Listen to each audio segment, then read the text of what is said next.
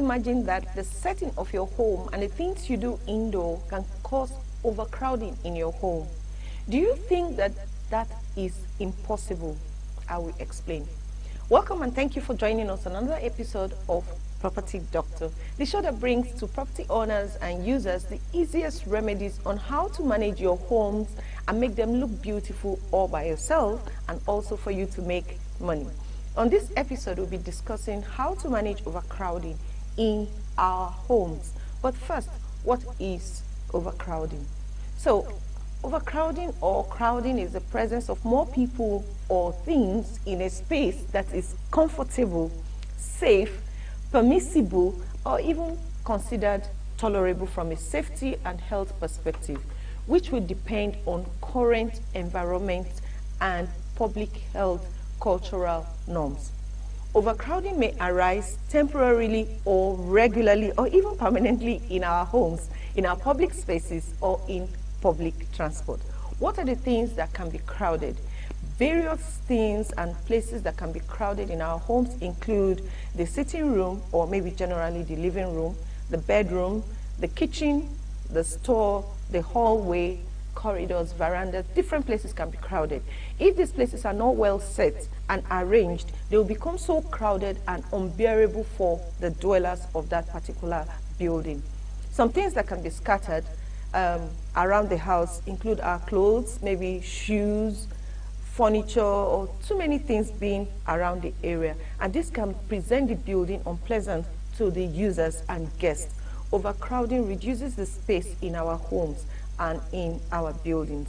Let us look at the effects of overcrowding in our homes. For residential buildings, when it is being built, or when it has been built, or during the design stage, there are certain amounts of building material that will be used, and when there's overcrowding in that building, it may affect the structure.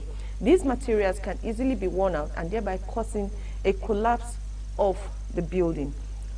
Let me not talk too much about the design of the building, but you know, when a building is meant for residential purposes and you've now changed it to maybe like a bar, or maybe a clubhouse, or even a church or a mosque, that building is already overcrowded, and the building was not designed for that. It can affect it. Also, overcrowding can lead to the excessive use of utilities. For example, if the building is like a two-bedroom apartment or a two-bedroom flat, as it's being called here in Nigeria, it is built to carry maybe 2 to 3 people in that particular apartment, or a family of just 2 to 3 or 5, or as you can plan it. But it ends up being crowded with maybe 10 people or more.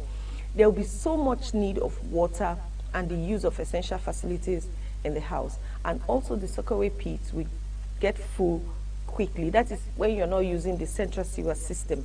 Another factor is the transmission of diseases with the epidemic potential, such as tuberculosis, cholera, typhus, scabies, and so many diseases can be transmissible within the building or within the people staying in the building.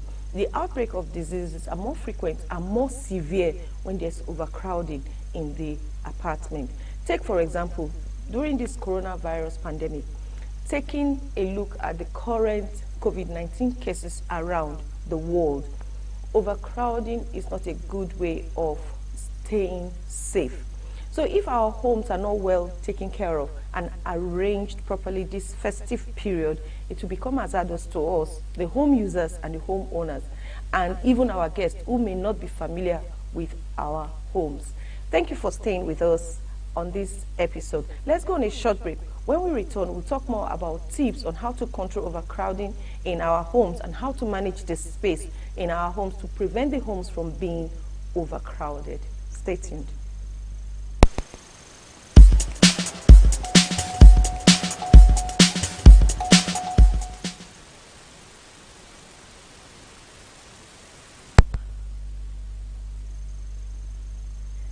Welcome back. And how are you enjoying the festive period and the end of year period? If you're just joining us for the first time, you're watching Property Doctor, and on this episode we are discussing how to manage overcrowding in our homes. Now, Here are some tips on how you can control or manage overcrowding in your homes. I know there are so many tips, but I'll be talking about a few just this period. Do proper setting of your home, like arrangement of your furniture and putting the things that you are using at the right place at the right time, so that it does not cause a clutter in your home. Return things to proper place when they are not in use. Open windows for ventilation. It is very important so that you have fresh air in the building.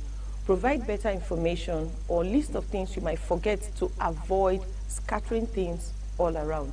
You can dispose unwanted or useless things in the house. Some unwanted things may be clothes that you're not even using, shoes, or even furniture. There are so many things that we've not used in 1 year and they're still with us in the house. Those things that you have not used for years can be given away. That means you can do without those things. So you can give them to those who need them immediately. You can build shelves by your refrigerator or behind the door to keep items away or to keep items neatly. You can have a double bunk bed for children and for keeping their belongings, so that you don't have so many beds in the house. But when you have like this double bed, you can put the beds one on top of the other, and the children can actually stay there. Then you have side shelves by this bed to keep their things, even their toys. Also, storage areas can be used as decorative items at home to store and to decorate as well. Having an attic in your home is very important when you don't have so much space to use. So you can store unused items there. The attic is the area by the roof where you can do maybe like a storage area and put things in that particular area, things that are not used generally at home. Now, you can make provision for extra guests so that you all can be safe.